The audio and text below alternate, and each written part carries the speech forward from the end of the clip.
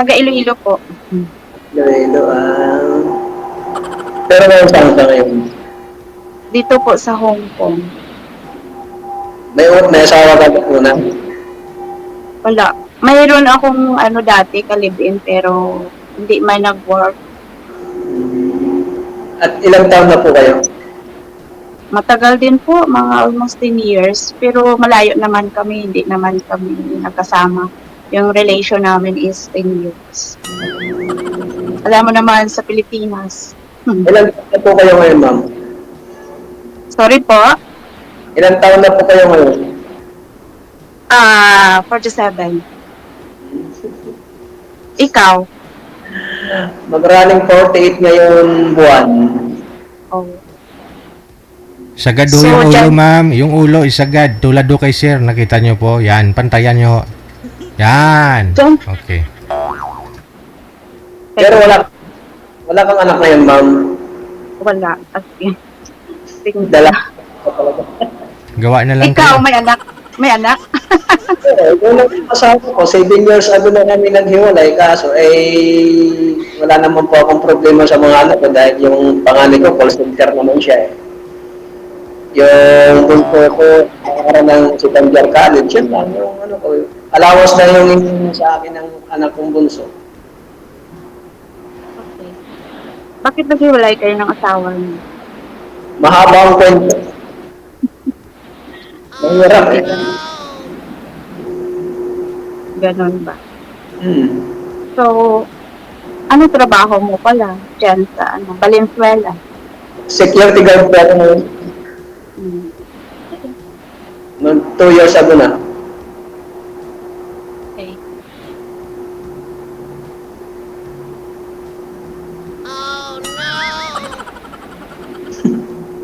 Okay. Pamagtanong? Mas matanda pala ako sa'yo, no? Tanda 1 year. Bato kasi ma'am umabot sa 4 na dekada ho at bago ho kayo naghanap ng mapapangasawa.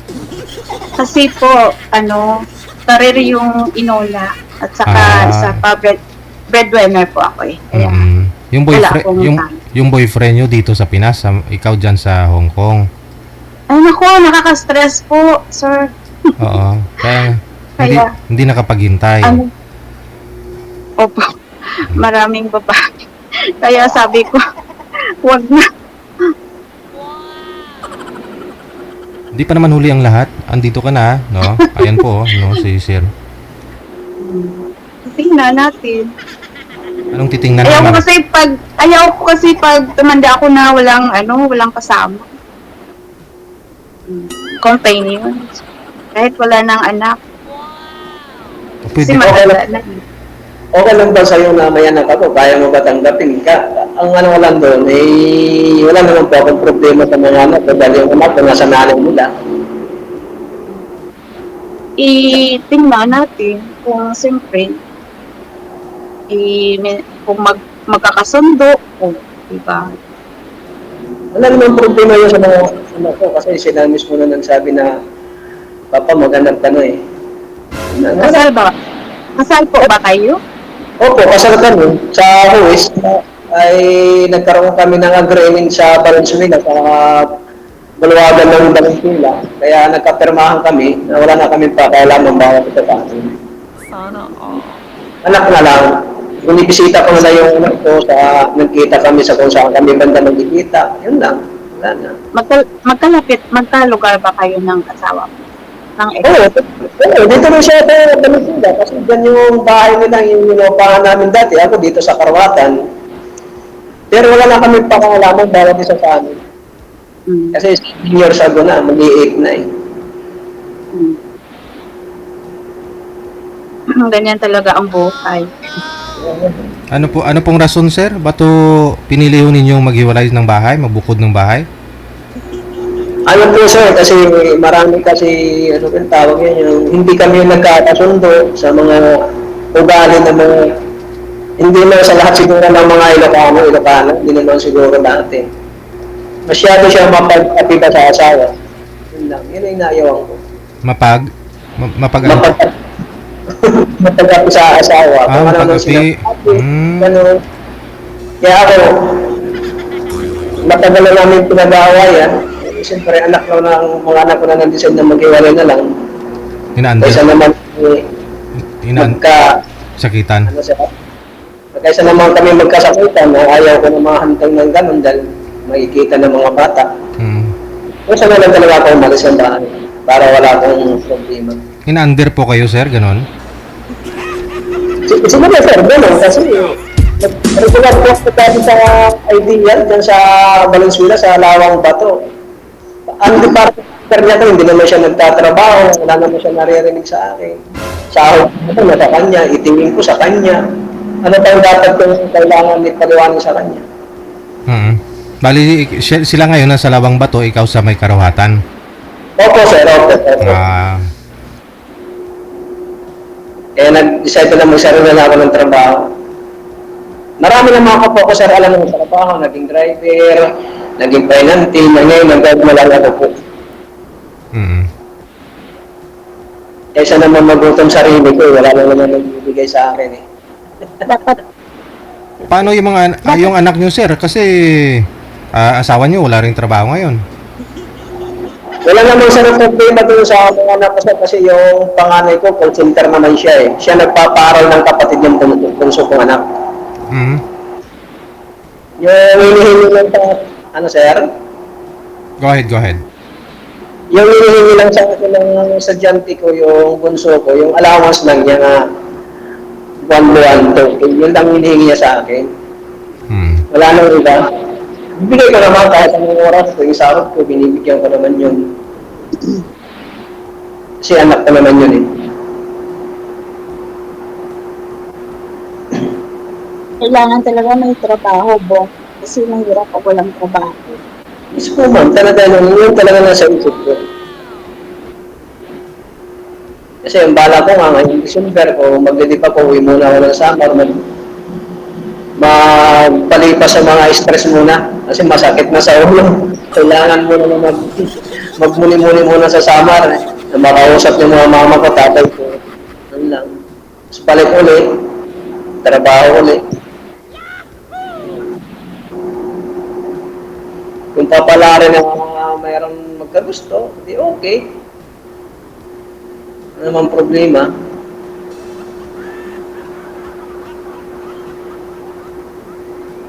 Ano sa'yo, ano ba yung talagang hanap mo talaga sa isang lalaki? Simple lang. Yung mapagkatiwalaan. hindi siya faithful ba? Faithful. Ganun Kasi talaga. masalayo. Masalayo eh. Masalayo diba?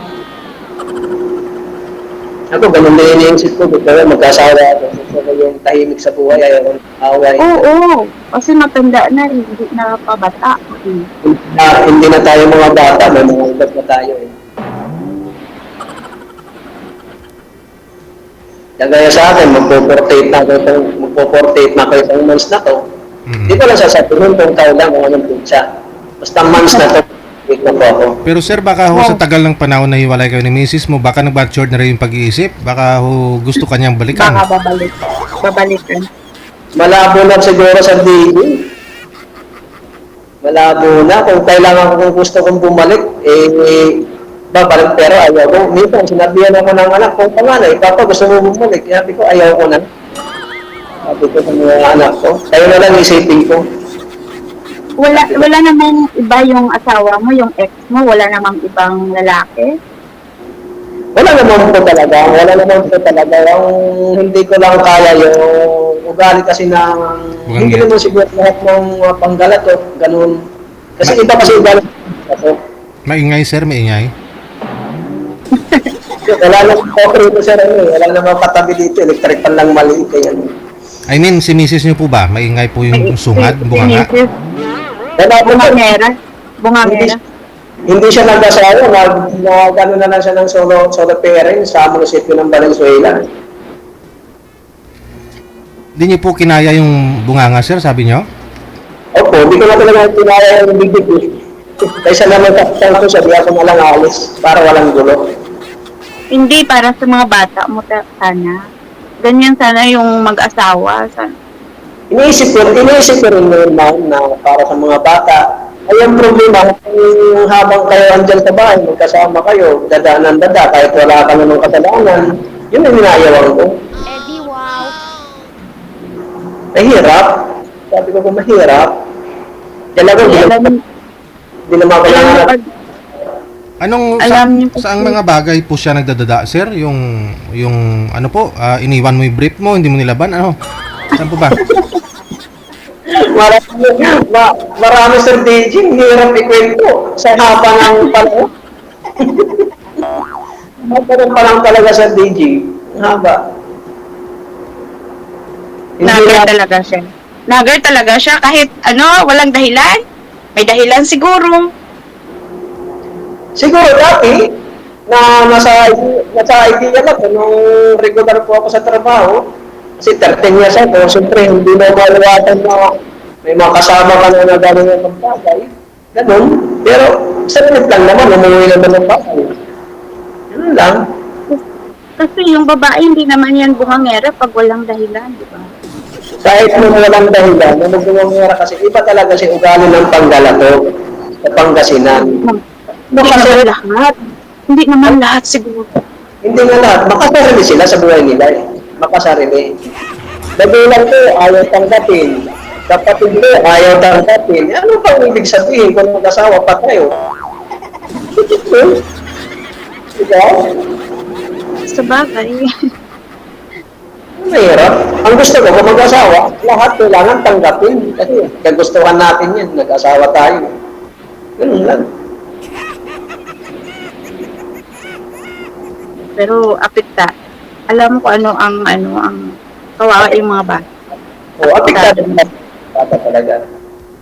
Minsan, nung umalis ako, yung bunso ko umiyak. Kasi nakipapa yun. Wala naman natin nagagawa na. Hindi nila alam. Dito ako sa longika noon natulog. Dala-dala ko yung bag ko. Sinumpa ko talaga na ayaw ko na bumalik. Siguro mga bata, pag laki nila, makikilala naman siguro nila ako. Bilang ama. Siyempre, hanapin nila yung ama niya. Tapos may pinsan ko. Nakita nila ako, yun, sumama nila ako na naging pahinanti mo natatrap sa mga delivery ng mga van. Yan. Tapos hanggat natuto ako magmaniho. Yun. Hanggang ngayon, nag-alis naman din ako. Nag-sit na lang ako. Ito, naghahanap ng mga kasama kung meron. Oo, maghanap. Hindi pa naman nahuli ang lahat, sabi ni Sir Dej. Pwede pa, gawa na lang kayo ulit ng sarili niyong anak, dalawa. Sir DJ, Matanda na. Walang problema yun. Yung edad lang yan eh. Ilang taon ka na nga po ulit, ma'am? 47. 47. Pwede pa. Lula ko nga 69. Nabuntis pa eh.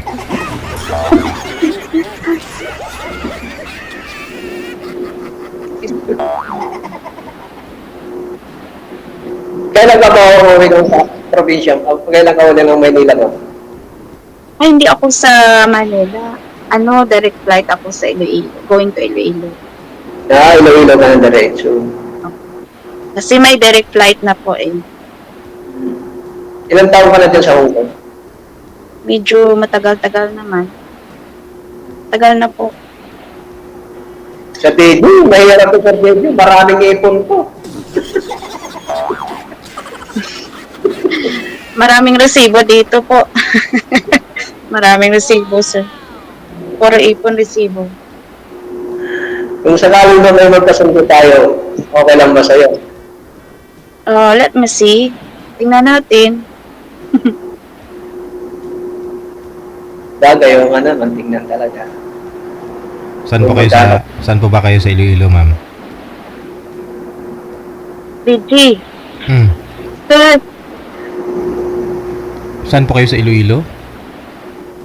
Taniway. Niway. Taniway po. Mga Sabino, kilala mo? Malapit. Kilala mo mga Sabino? Malapit lang sa airport. Mga Sabino, kilala niyo po yung apelyido ng Sabino? Ano po? Sabino. Hindi. Hindi. Si Attorney Sabino, di mo kilala? Ah, Ay, familiar. Hindi ko lang, familiar yung apelyido. Pero hindi. Hindi kasi ako tumagal dyan. Mula nung nag-aral hanggang abroad. college, hanggang mag-abroad. Kaya tumagal ako. Hindi ako nakastay. Siguro basta bata pa ako dyan sa, Kaya ho, single kayo hanggang ngayon, no? yes po. Hindi ako nagpakasal sa una. Kasi alam ko, iiwanan. Siyempre, alam mo naman pag abroad. Ayaw ko magpatali kasi iiwanan ko siya. Tapos, maghanap ng iba o di. Pero nag-live-in po kayo noon nung bago ka mag-abroad? Yes po. Hmm. Tuwing uwi ko nagsasama kami. Tapos, ay naku, Hindi lang kayo nagkaroon ng anak? hindi. At saka hindi lang ako nagpakasal. Mm-mm. Matagal yung namin relationship. 10 years. 10 years din. Sayang, sana kahit anak man lang. Siya ang sinayang niya eh. Ay, sinayang niya, hindi niya. Hindi why naging salod, ma'am? Why mo ginsalod?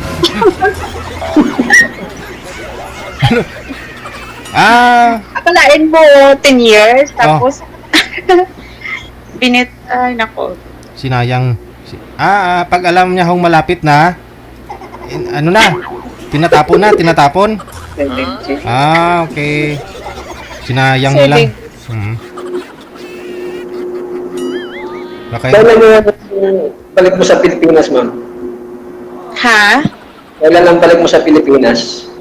2027 pa po. Matagal pa kasi kakauwi ko lang eh. Kararating ko lang dito. Last month ako nang nagbakasyon. May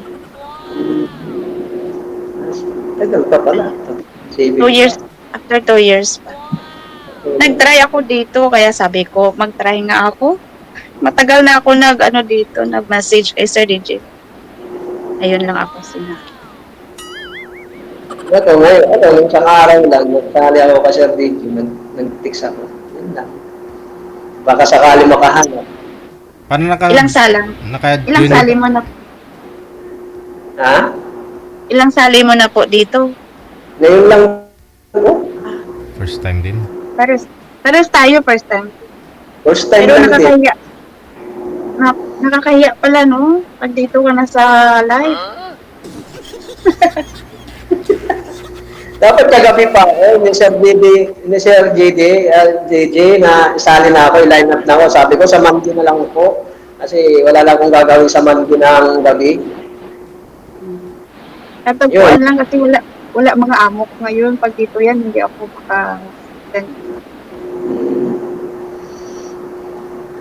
Malay mo, magkasundo tayo sa mga matapos natin dito mag-live, malay mo, makuha ko yung account mo, o FB, o kaya Messenger. Tingnan natin. Di ba sabi, Takot kasi kasal ka eh. Ayaw ko may sabit. ganun Baka ba yun? babalikan ka ng asawa mo. Naputus ko.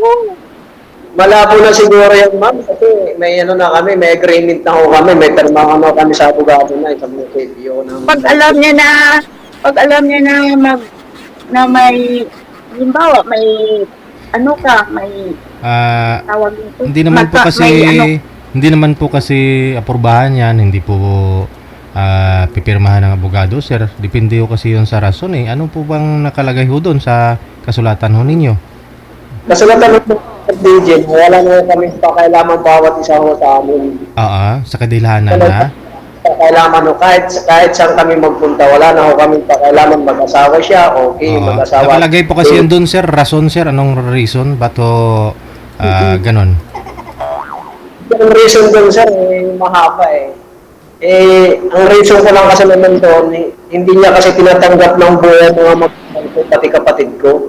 Tinatakil niya. Ang gusto na nangyari, side niya yung tatanggapin ko, tinatanggap ko naman yung side niya, lahat ng mga kapatid niya, mama niya, tatay niya. Yung sa akin lang ang ayaw niya. Paano niyo pong nasabing ayaw niya ho tanggapin yung nanay tatay mo, kapatid mo, sir? Ano po yun? Ayaw niyo po? Pagdating, di ba, sabi ko, pag galing ka sa Samar, probinsya, kailangan may pasalubong. Oo. Parang ang tingin niya sa mga magulang ko, manihingi na naman daw ng pira sa akin, sa kanya, kasi dati may trabaho ako, regular ako eh. Yun ang nakikita ko sa kanya. Yun ang nahirap sa kanya. Pwede yan mapag-usapan pag ganyang mga dahilan. Kunting ano. Mahaba na humano, kaya nga nagkakaroon kami ng ganyan dahil hindi niya kaya eh. Sinabihan ko siya, kung hindi mo kaya mamagulang ko, natanggapin mo, ano pang gagawin natin? Sabi ko, samantala ang side mo, okay naman ako lahat, wala akong sa akin, mga kapatid ko, halos ayaw mo papasukin ng bahay, ayaw mo pakainin. O, pag pupunta dyan, Parang pinapaalis, sir? Pag sa pintuan pa lang, tinataboy na, ganon? oh, ganun siya video, yung ginagawa niya. May trabaho, sabi ko, ako naman may trabaho, natural lang maghihingi ang magulang, hindi naman araw-araw yung manihingi.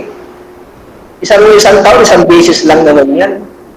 Kung kailangan magbigay, sabi ko sa kanya. Kasi kayo yung inuuna ko, dahil kayo ang pamilya ko. Pero kung ganun lang naman, na hindi mo kaya ng mga magulang ko, kapatid ko, ano pang gagawin natin, sabi ko. Mahirap naman para sa akin sa ganung sitwasyon. Pag matanda na yun, mag-change mind yun, mag-matured na yung isip. Oo, sabi ko lang, nag-asawa ko. Dati, asawa ko siya, edad ako 23, siya 28. Oo. Bata. Oo, bata pa ako nag-asawa. Edad ako ng 23, siya 28. 5 years ang agwat eh. Eh, ilang taon na ako ngayon, 48, magpo-48 na ako. Oo, siya eh, nagpas na 50. Mas ahead siya sa'yo. Malayo yung agwat nyo, no? Ayaw nga, 5 years. Kaya, ewan Pero, ko may kasabihan. Na-imagine ko, sir, na pagdating ng kapatid mo, nasa pintuan pa lang, ano yun, pinapalayas niya o sinusungitan niya, tapos pag... parang ayaw sa TV, parang ayaw papasukin. Hindi, naawa naman ako. Sabi ko, kapatid yung ginaganyan. Sabi ko gano'n. Dapat niya, entertainment niya, hindi niya iniiwan. Alam kung bakit sa video, kaya nagkaganito ako. Pumunta yung mga kapatid ko niya iba dyan para bisitahin ako. Kasi matagal na kasi kami hindi nagkikita. Ano yung ginawa niya? Pumunta siya ng pier. Iniwanan yung mga kapatid ko dyan sa bahay. Kaya doon ako nagusto ng galit sa kanya. Pumunta siya ng... Pier, yung sa mga kamag-anak niya, sa 15. Pier 15. Pumunta siya doon, sa Manila. Iniwanan yung mga kapatid ko. Dapat entertainment niya, hindi yung iiwanan lang. Kaya ito yung mga kapatid ko, sinabihan ko rin ako na ano pang klaseng asawa mo yan eh. Dapat nandito kami, dapat entertainment niya kami, hindi yung iiwanan kami. Kaya doon pa ako nagalit ang gusto sa kanya. Walang manner? First time po ba na mga kapatid mong lumuwas sa Maynila? O dati na rin pumupunta sa inyo? Sino sir? Yung mga kapatid ko? Oho. Dito sa Manila sir, kasi yung gusto naman mabisita pa nila ako kasi ako hindi naman ako makabisita sa kanila dahil araw-araw may pasok ako. Walang DO. Sila nang pumupunta sa akin pag-araw ng linggo. Tumatawag sila sa akin na kuya, pupunta kami dyan. O sige, sabi ko, pumunta kayo. Ang problema lang sa kanya, pag dumating mga kapatid ko, maalis siya, pupunta ng pier. Kaya doon ako baka umiinom yung mga kapatid mo doon o ano po ang ginagawa? Hindi, sir. Mga babae naman po yun eh. Gusto sa akin, mga babae, dalawa. Pumupunta dyan. Bibisita lang sa akin. Baka bumili ng mga isda doon sa Pier 15? Doon, kasi sir, yung asawa ko, may kamag-anak siya doon sa Pier 15. May kamag-anak siya doon. Wala namang dalang isda pagbalik? Hindi ko lang alam yun sa video. Hindi ko lang alam kung anong ginagawa niya. Kaya doon ako lalo nagalit sa kanya. Tapos sinasama pa yung mga bata, maliliit pa rin.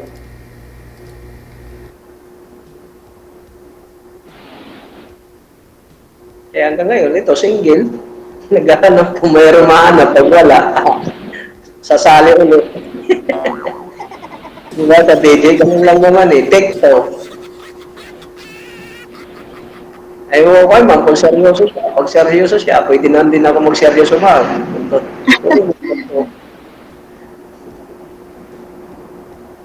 Hindi pa ako Kasi kaya pagkasa, Oo. May trabaho ko na pa sa Maynila. Hindi kaya pa, mo bang pumunta sa Iloilo? Bakit? Bakit hindi? Kung talaga bumahal mo sa tao, puntahan sa Iloilo. Ang problema lang, hindi ko alam kung paano sumakay ng papuntang Iloilo. Yun lang hindi ko alam masyado sumakay. Hindi ka niyan maliligaw. Basta pag gusto mo, hindi ka niyan maliligaw. Oo nga, kasi andyan naman nun si Magta eh. Nakatayo lagi, araw-araw, araw-gabi, andyan si Magta. Nakatayo. Si Magta nung, andyan yan. Dami ang tapag-tapag. Kaya, hindi pa ako kayo nagka-girlfriend, sir, sa 10 taon? Hindi siya, mga 7 years, mga 8 years, ganun, Sir DJ. Meron naman problema, hindi seryoso sa buhay. Ganun. Kaya sabi ko, focus na lang ako sa trabaho kaysa maghanap ng sakit ng ulo, hindi naman seryoso.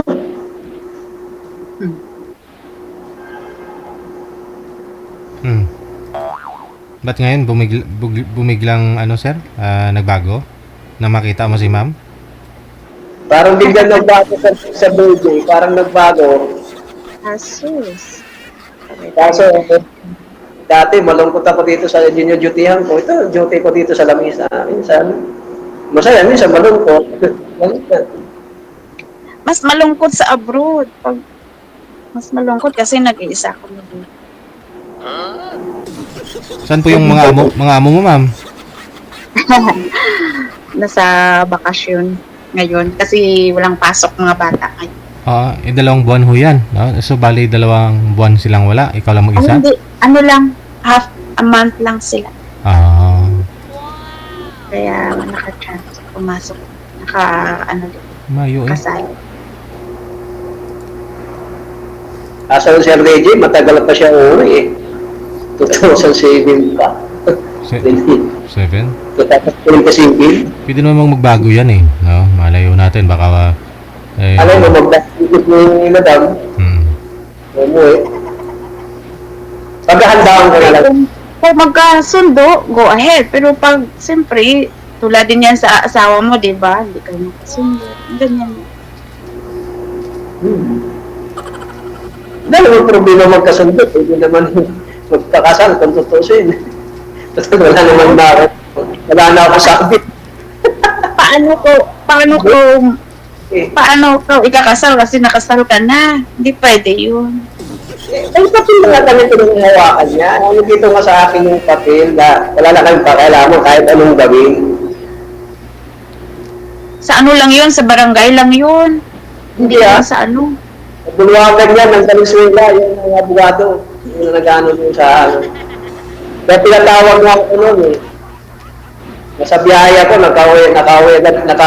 wala sa oras sa kauwi ako dahil dun sa hearing namin eh. Kasi pag hindi ko yung sinito, kapag kayawa, makakatuhan ako eh.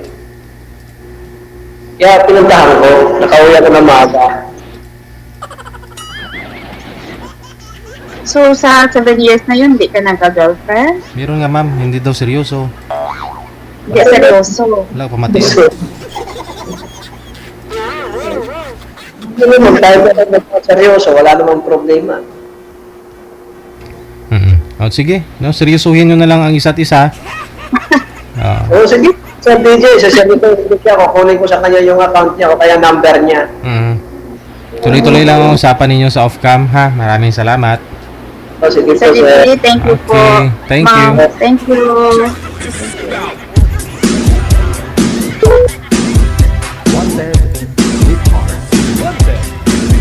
Masyado nang seryoso si ma'am kasi tinanong pa niya yung sinabi ni Sir ulit. Oras natin, 27 minutes after 8 o'clock. Kayo po ay nanonood at nakikinig sa Wanted Sweetheart Evening Edition. At sa mga gusto pong sumali, install lang ang Viber or imo na application. At kung mayroon na po kayo sa device ninyo, gawan nyo ho ng account, no? Huwag po niyong kalimutang i-save yung aming number para maisa nyo po sa amin yung inyong pangalan, edad at saka lugar. Wanted Sweetheart. Wanted Sweetheart.